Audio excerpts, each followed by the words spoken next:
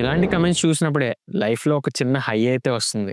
And in fact ఎక్కడికైనా అలా బయటికి వెళ్ళినప్పుడు సడెన్‌గా ఎవరైనా వచ్చి, "భయ్యా మీరు మనీ పర్సే కదా! మీ యాక్టింగ్ చాలా బావుంటుంది" అని అన్నప్పుడు ఆ రోజంతా ఏదో తెలియని హ్యాపీనెస్ ఉంటుంది. అండ్ ఇదే సీన్ మా మదర్ ముందో లేదా ఫ్రెండ్స్ అండ్ రిలేటివ్స్ ముందో జరిగిందనుకోండి ఇంకేముంది.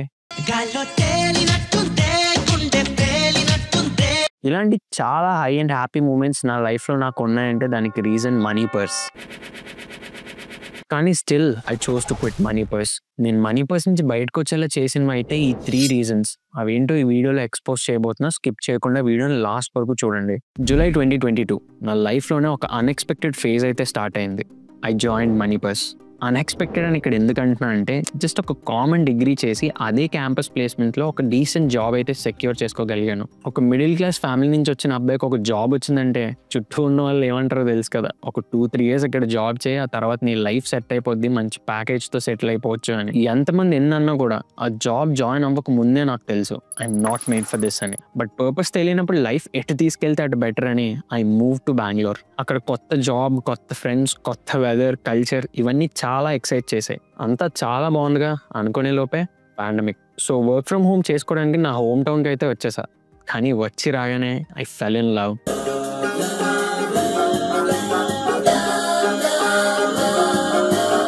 వెయిట్ అమ్మాయితో కాదు, స్టాక్ మార్కెట్స్‌తో. మార్నింగ్ 9 to 3:30 మార్కెట్స్‌తోని, ఆ తర్వాత evening 7 to morning 4 o'clock night షిఫ్ట్‌తోని డబుల్ డేట్ చేసేవాడిని. చిన్నప్పటి నుంచి నాకు ఫినాన్స్ అంటే చాలా ఇష్టం. సో మార్కెట్స్ మీద నేను స్పెండ్ చేస్తున్న టైం నాకు సరిపోవట్లేదు అనిపించి I took a very risky call.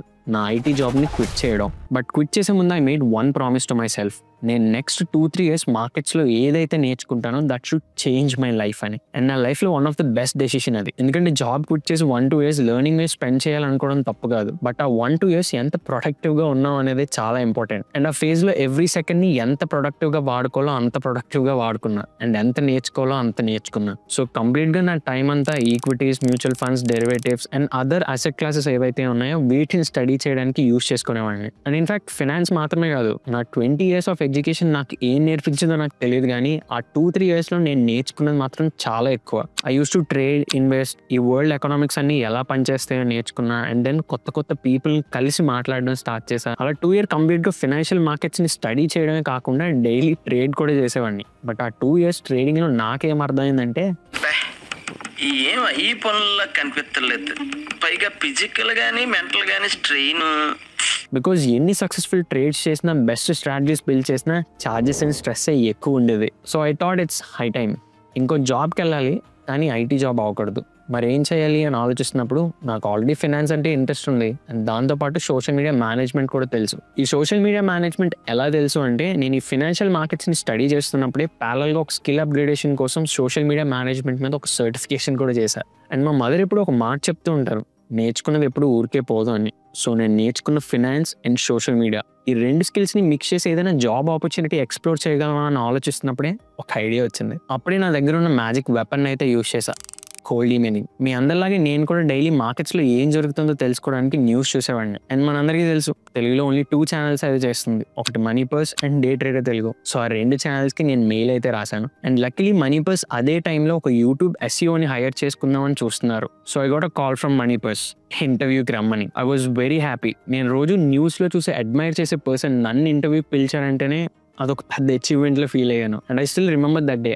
First day సాయం నన్ను ఇంటర్వ్యూ చేసినప్పుడే I got some positive vibes. And then it happened from money person to team money purse. Spend చేసిన every nanosecond it's worth. అదేంటి భయ్య అంత great అన్నా, ఎంత పొగడా, మరి జాబ్ ఎందుకు మానేసావంటే వస్తున్నా ఆ పాయింట్కి వస్తున్నా. నేను మానేయడంలో ప్లే చేసిన ఫస్ట్ రీజన్ డ్రీమ్స్. యూసీ కరెక్ట్గా అబ్జర్వ్ చేస్తే ప్రతి హ్యూమన్కి ఒక స్పెసిఫికేషన్ ఉంటుంది. మనకు తెలియకుండానే we are engineer in particular way. నాకు కూడా చిన్నప్పటి నుంచి ఎక్కడా నేర్చుకొని ఒక ట్రైట్ అయితే ఉండేది, అదే మనీ మేకింగ్. మనీ మేకింగా ఇదేమైనా యూనిక్ ఫీచరా అంటే ఏమో, నాకైతే ఇది ఒక యూనిక్ ట్రైట్ లాగే అనిపిస్తుంది. బికాస్ చిన్నప్పటి నుంచే నా చుట్టూ ఏం చూసినా I use to see an opportunity. దీని నుంచి బిజినెస్ ఎలా బిల్డ్ చేయొచ్చు, దీని నుంచి డబుల్ మనీ ఎలా చేసుకోవచ్చు అని. ఎక్కడో ఉన్నాం, ప్రతి ఫ్యామిలీ ట్రీలో వన్ గుడ్ గాయ్ వాడి కంఫర్ట్ జోన్ నుంచి బయటకు వచ్చి కొత్తగా ట్రై చేసినప్పుడే ఆ నెక్స్ట్ జనరేషన్స్ అనేవి వెల్దీ జనరేషన్స్ అవుతాయని. So I wanted to be that good guy. నా నెక్స్ట్ జనరేషన్స్ ఏవైతే ఉన్నాయో wanted them to be rich. So అందుకే ఈ డెసిషన్ అయితే తీసుకున్నా. దీనికి జాబ్ ఎందుకు భయ్య మానేయడం, ఫైనాన్షియల్ ప్లానింగ్ చేసుకొని ఒక 20-30 years ఎస్ఐపీస్ చేస్తే ఆటోమేటిక్గా మంచి వెల్త్ క్రియేట్ అవుతుంది కదా.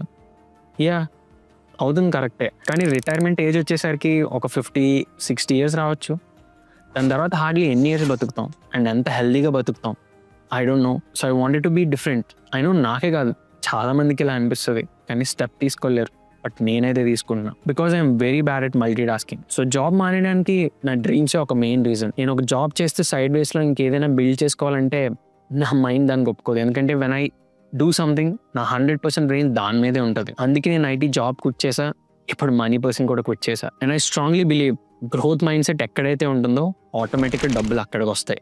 So I chose to quit money purse for my dreams. And quit చేయడానికి సెకండ్ మెయిన్ రీజన్ గ్రోత్. నేను మనీ పర్స్లో జాయిన్ అయ్యాక I did not stick to one thing. నేను పర్సనల్గా చాలా నేర్చుకున్నా మనీ పర్స్ నుంచి and I will be always grateful for that. So ఈ 2.5 yearsలో నేను చేయాలనుకున్నవి చాలానే మనీ పర్స్లో ఇంప్లిమెంట్ చేయడానికి ట్రై చేశా.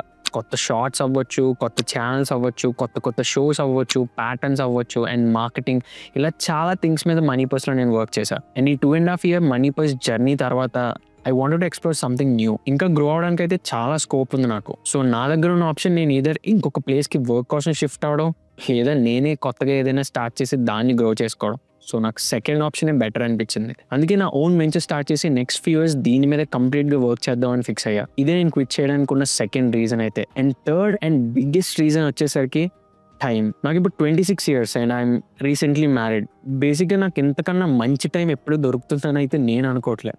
ఎందుకంటే practically speaking I don't have kids for now and personal finance అది బాగా తెలుసు కాబట్టి నా ఫినాన్సెస్ని ఎలా ప్లాన్ చేసుకోవాలో నాకు ఆటోమేటిక్గా తెలుసు. నా లైఫ్లో నేను ఏదైనా ఫ్రీగా చేయగలనంటే నాకు 2 సపోర్టింగ్ పిల్లర్స్ ఎప్పుడు నాతో ఉంటాయి.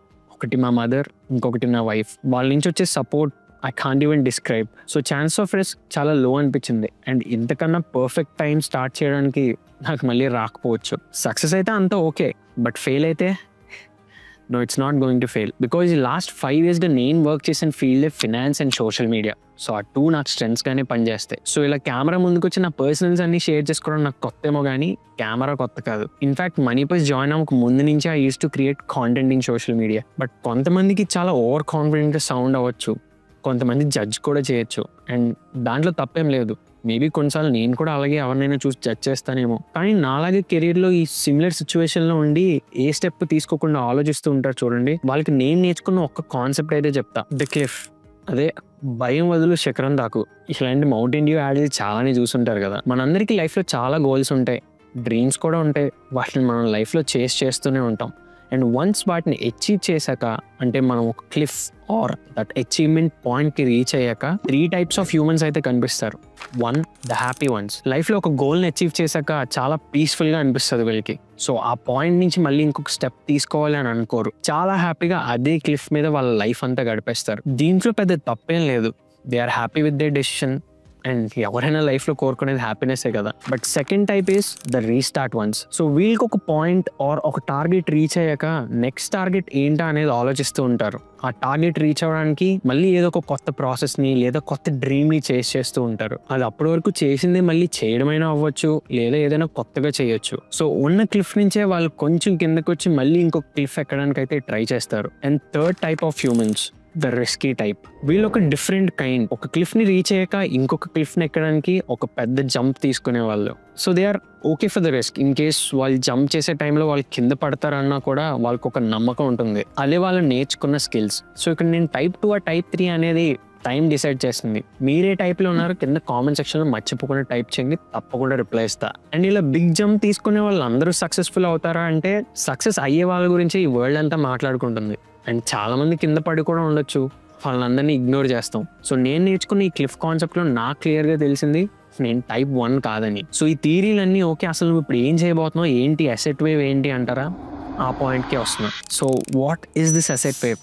The most important part. Content creation ఫీల్డ్లో both directly and indirectly involve అయిన పర్సన్ నేను. ఒక మనీ పర్స్ సబ్స్క్రైబర్గా నా లైఫ్ని మనీ పర్స్ ఎంత బెటర్ చేసిందో తెలుసు. అండ్ దాంతోపాటు టీమ్ మనీ పర్స్ మెంబర్గా మనీ పర్స్ ఎంతమంది లైఫ్స్ని బెటర్ చేస్తుందో నాకు తెలుసు. Content has that power. So asset wave is all about rightly using the power. నా డ్రీమ్ ఏదైనా పెద్దగా బిల్డ్ చేయడం, నేను ఏం బిల్డ్ చేస్తున్నాను, ఎలా బిల్డ్ చేస్తున్నాను అనే ప్రాసెస్ని క్లియర్గా ఈ అసెట్ వేవ్ త్రూ ఎక్స్ప్లెయిన్ చేస్తాను. సో ఈ అసెట్ వేవ్ అనేది ఓన్లీ ఫినాన్స్ మాత్రమే కాకుండా we discuss about growth, we discuss about mind set, we discuss about entrepreneurship. ఇలా ఒక హ్యూమన్ ఏదైనా పెద్దగా చేయాలంటే నీడెడ్ థింగ్స్ ఏముంటాయో అవన్నీ కూడా ఈ అసెట్ వేవ్ త్రూ కేటర్ చేస్తున్నాం. సో ఈ అసెట్ వేవ్ అంటే నేను, నా టీం మాత్రమే కాదు, మీరు కూడా. And I need your support in this. దీనికి మీరేం డబ్బులు కట్టక్కర్లే, సబ్స్క్రైబ్ చేసుకుంటే చాలు. అండ్ ట్రస్ట్ మీ, ఈ ఛానల్ ద్వారా మీకు తప్పకుండా వాల్యూ యాడ్ అవుతుంది. నేను ఇక్కడ కాంటెంట్ చేయడానికి రీజన్, నాలాగే చాలా మంది ఉండొచ్చు ఏదైనా కొత్తగా చేద్దామని, పెద్దగా చేద్దామని. ఇలాంటి మైండ్ సెట్స్ అన్నిటిని కలిపితే చాలా పెద్ద గ్రోత్ని చూడొచ్చు. అందుకే అసెట్ వేవ్ని ది మోస్ట్ ఎంగేజింగ్ కమ్యూనిటీగా బిల్డ్ చేయబోతున్నాం. సో తప్పకుండా ఈ జర్నీలో మీరు సపోర్ట్ చేస్తారనుకుంటున్నాను. అండ్ మిస్ అవ్వకుండా ఈ వీడియో మీద మీ థాట్స్ని కామెంట్ సెక్షన్లో షేర్ చేయండి, తప్పకుండా రిప్లై ఇస్తా. అయినా చాలా మందికి ఇంకా క్లియర్గా ఈ అసెట్ వేవ్ ఏం చేస్తుందో అర్థం అవ్వకపోయి ఉండొచ్చు. నెక్స్ట్ వచ్చే కాంటెంట్స్తో మీకు క్లియర్ కట్ ఐడియా అయితే వస్తుంది. So till then, like, share and subscribe. Signing off, Yashwant.